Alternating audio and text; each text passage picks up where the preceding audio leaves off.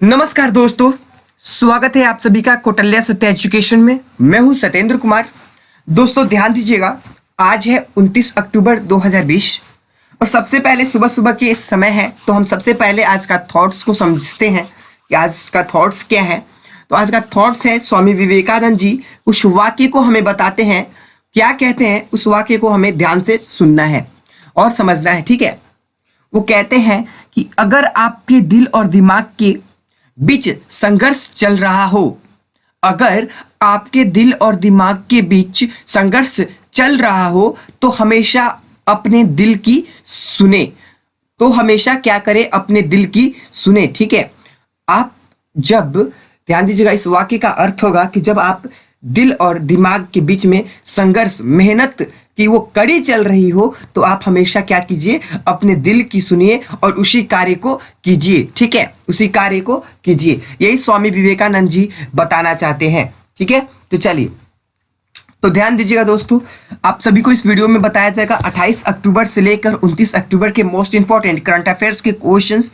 तो वीडियो काफी इंपॉर्टेंट होने वाला है, तो साथ ही दोस्तों अपने दोस्तों के पास भी शेयर कर दीजिएगा। अगर आप सभी चैनल पे नए हो, पहली बार चैनल को देख रहे होंगे, तो उन सभी से अनुरोध है दोस्तों कि रेड बटन, जो सब्सक्राइब बटन है, उस सब्सक्राइब बटन को प्रेस कीजिए और चैनल को सब्सक्राइब कीजिए और साथ ही बेल आइकन को प्रेस करके ऑल पे क्लिक कर दीजिए, ताकि आप सभी को सबसे पहले कौटिल्य सत्य एजुकेशन के माध्यम से जब भी वीडियोज अपलोड होगा आपके पास नोटिफिकेशन प्राप्त हो जाएगा। ठीक है, क्लियर है दोस्तों। आप सभी से मैं कहना चाहूंगा कि अगर आप टेलीग्राम पेज, ध्यान दीजिएगा, टेलीग्राम पेज को ज्वाइन नहीं किए हैं तो टेलीग्राम पेज को भी ज्वाइन कर लीजिए। लिंक आप सभी को डिस्क्रिप्शन बॉक्स में मिल जाएगा। टेलीग्राम ज्वाइन कर लीजिएगा तो दोस्तों वहां पे आप सभी को डेली करंट अफेयर्स की पीडीएफ फाइल प्रोवाइड करा दिया जाएगा। ध्यान दीजिएगा, काफी इंपॉर्टेंट आप सभी को बातें बताए गए, तो इस बातों को सुनना है, समझना है और उसमें पालन भी करना है, अमल भी करना है। ठीक है, चलिए, क्लियर है।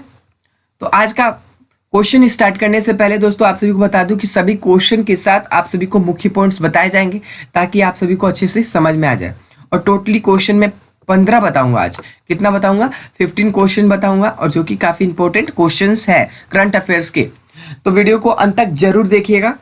चलिए, प्रश्न 1 देखेंगे कि राजस्थान और मध्य प्रदेश में शहरी क्षेत्र की परियोजनाओं के लिए एशियाई विकास बैंक ADB ने कितने ऋण राशि स्वीकृत की। तो आप सभी को बता दूं कि राइट आंसर हो जाएगा $570 मिलियन। ठीक है, तो चलिए इस क्वेश्चन के मुख्य पॉइंट को समझते हैं। Option A is right answer. ध्यान दीजिएगा कि मनीला मुख्यालय वाले एशियाई विकास बैंक ADB ने कहा कि उसने राजस्थान और मध्य प्रदेश में शहरी क्षेत्र की परियोजनाओं के लिए 570 मिलियन, यानी कि ये कितना हो गया आप सभी का, तो मैं आप सभी को बता दूं कि लगभग 4200 करोड़ रुपए के 2 ऋणों को मंजूरी दी है।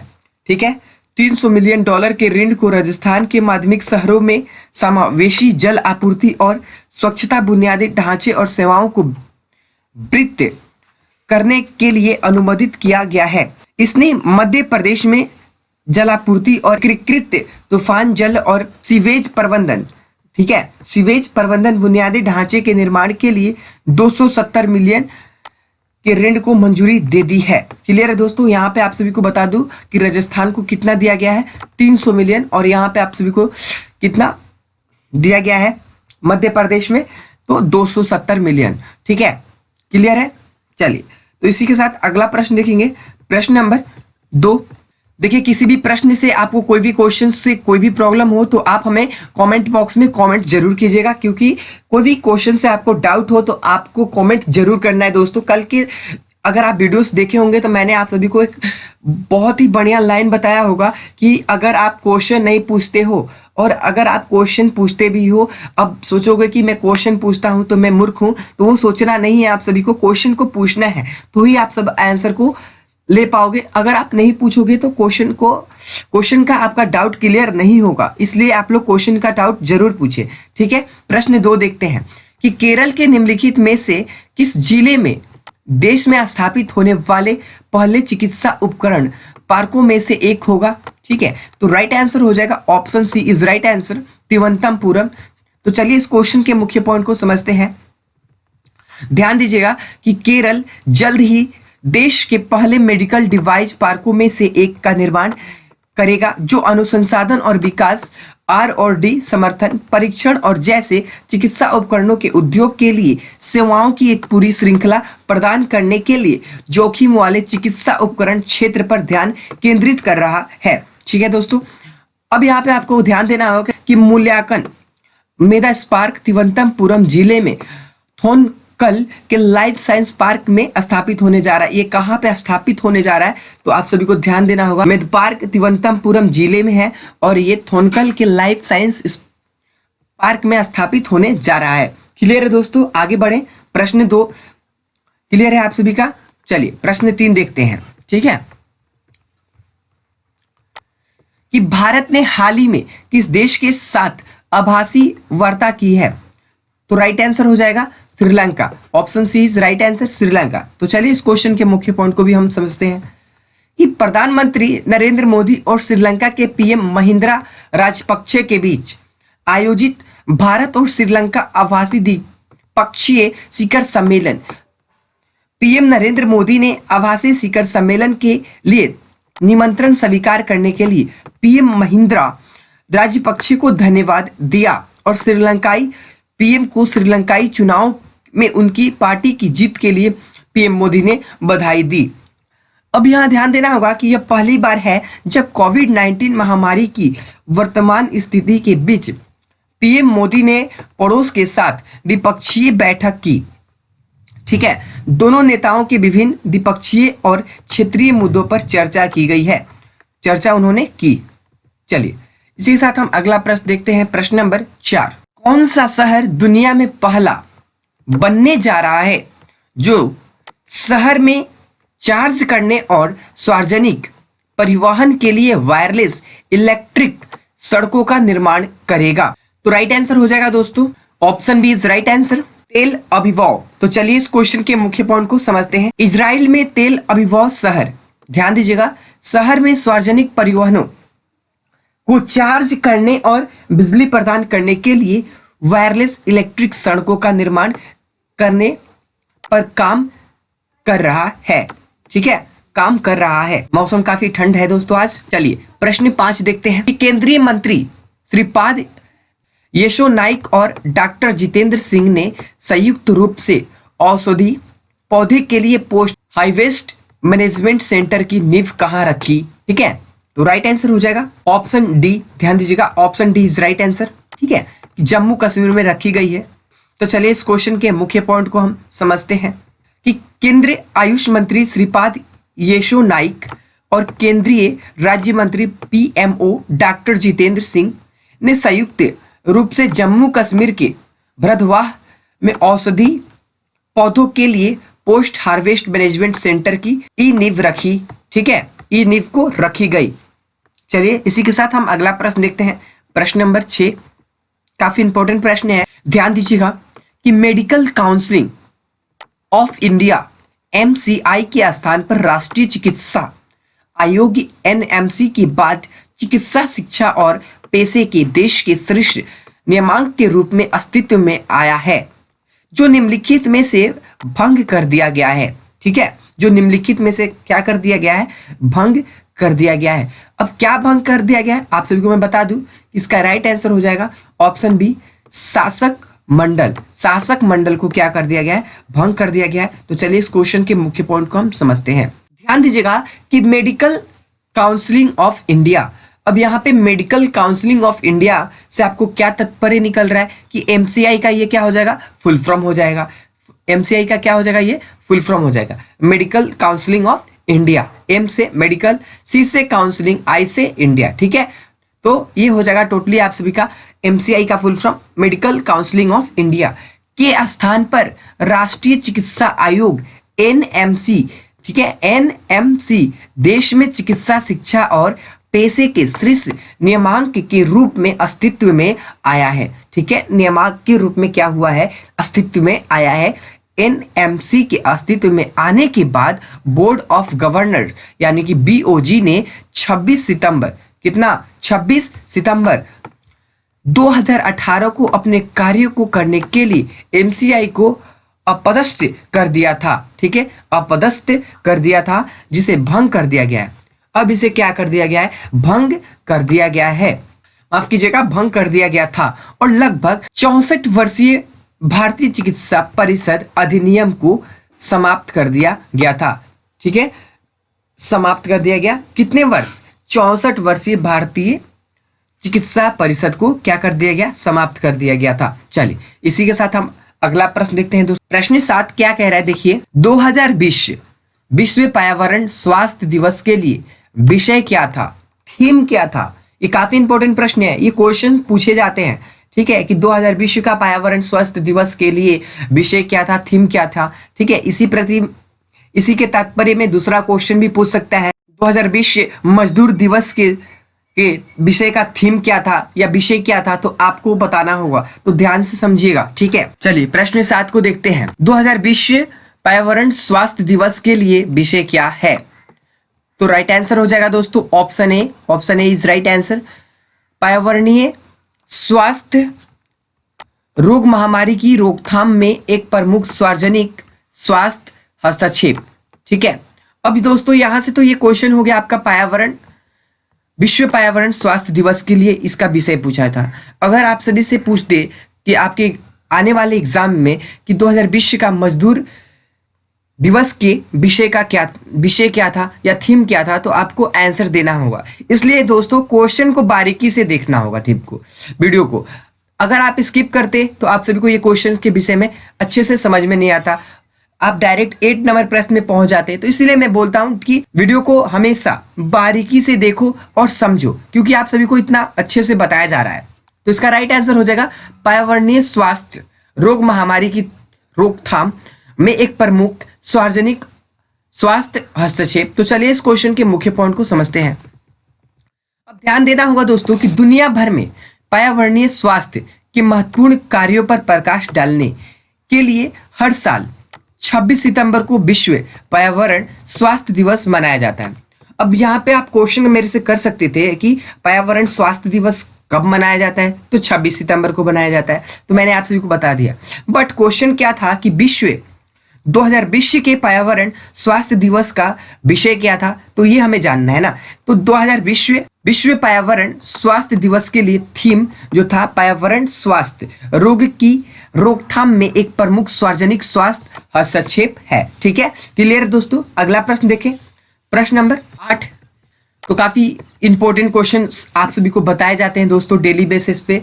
तो आप अभी तक लाइक नहीं किए होंगे तो अंगूठे के जो बटन दिख रहा होगा आप उसे क्लिक करके लाइक जरूर कर दीजिएगा। चलिए प्रश्न 8 देखते हैं कि भारतीय रिजर्व बैंक ने किस तारीख से चेक के लिए सकारात्मक वेतन प्रणाली शुरू करने का फैसला किया है, जिसके तहत 50,000 रुपए से अधिक के भुगतान के लिए प्रमुख विवरणों की पुनः पुष्टि की आवश्यकता हो सकती है।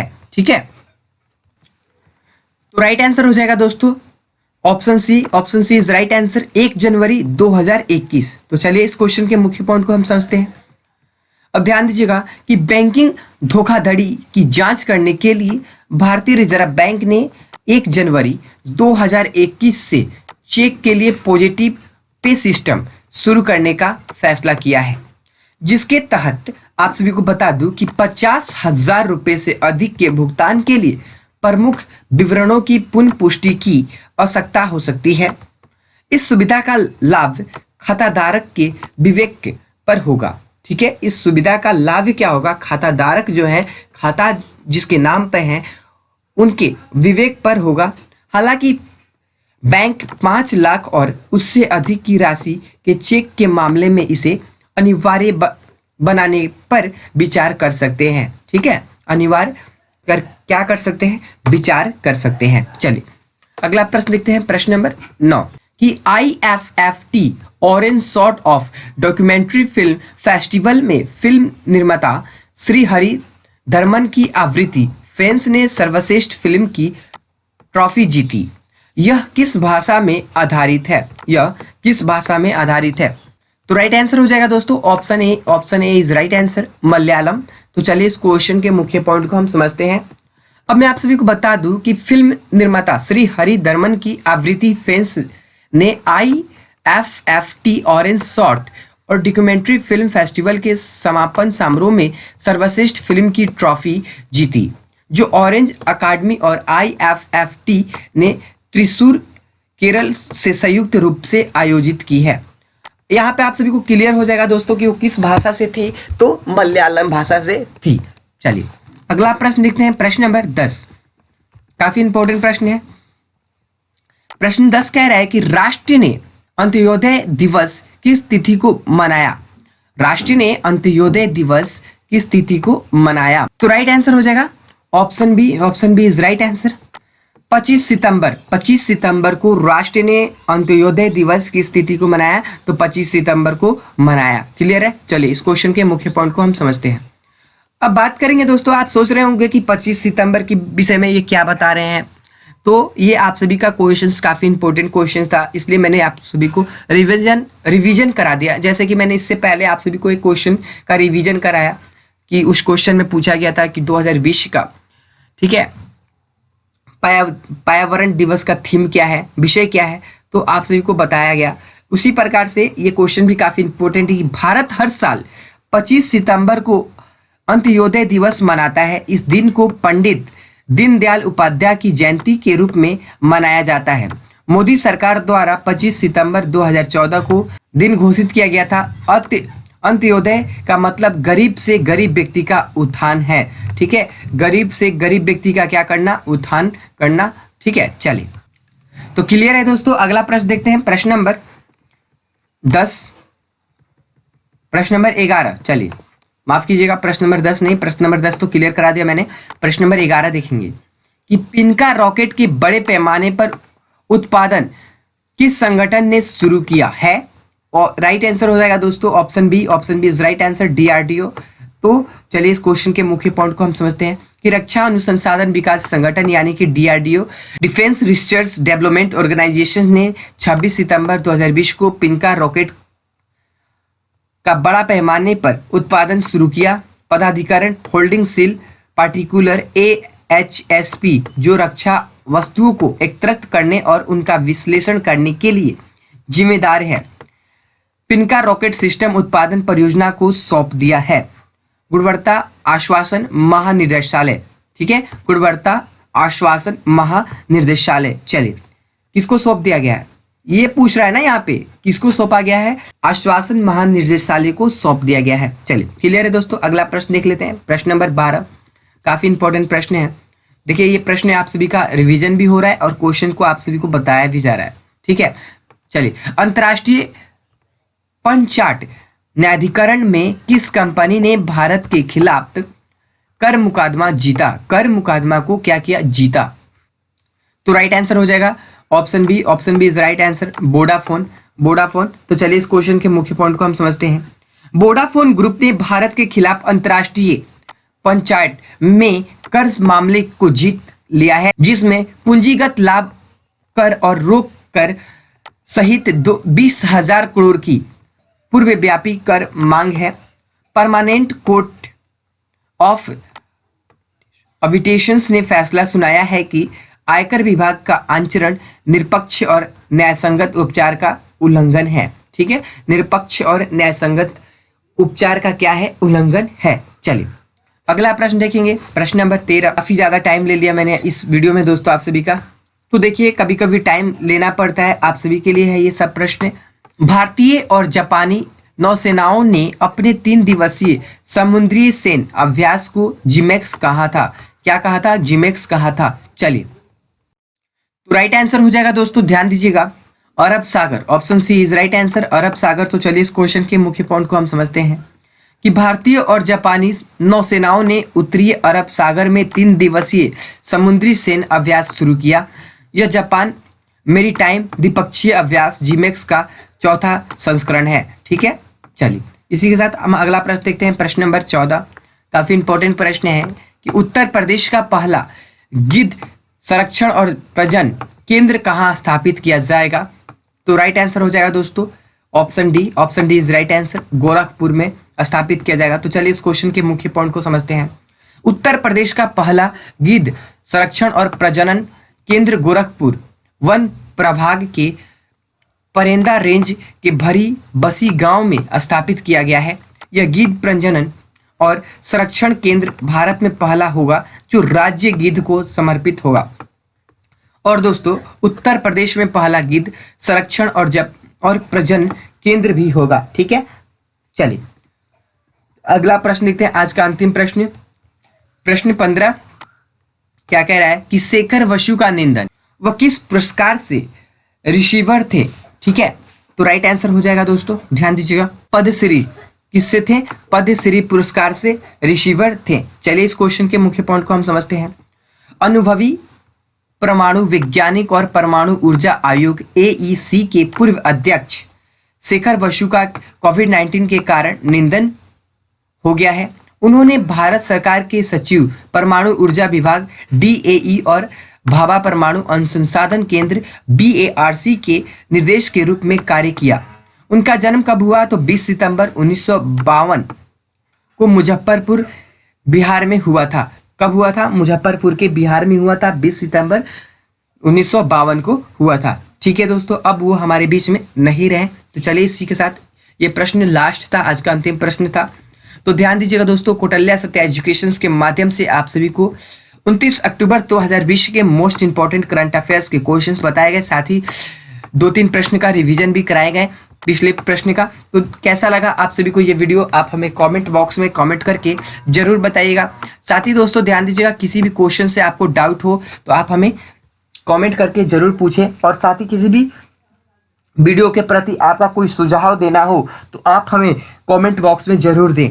और दोस्तों अभी तक आपने लाइक नहीं किया है तो लाइक कर दीजिए, और अपने दोस्तों के पास, अपने फ्रेंड के पास, मित्र के पास शेयर जरूर करें। चलिए अंत में दोस्तों आप सभी से मैं यही कहना चाहूँगा कि अगर आपने टेलीग्राम पेज को ज्वाइन नहीं किया है तो लिंक आप सभी को डिस्क्रिप्शन बॉक्स में मिल जाएगा। उस लिंक को क्लिक करके आप लोग टेलीग्राम पेज को ज्वाइन कीजिए। वहाँ पे दोस्तों डेली करंट अफेयर्स के PDF फाइल प्रोवाइड करा दिया जाता है। ठीक है, ताकि आप लोग अपने लिए डेली बेसिस पे नोट्स बना सकते हैं। और दोस्तों अंत में यही कहना चाहूँगा कि चैनल को सब्सक्राइब नहीं किए हैं तो चैनल को सब्सक्राइब कीजिए और बेल आइकन को प्रेस जरूर कीजिए। तो चलिए दोस्तों अगले वीडियो में मिलते हैं। नमस्कार।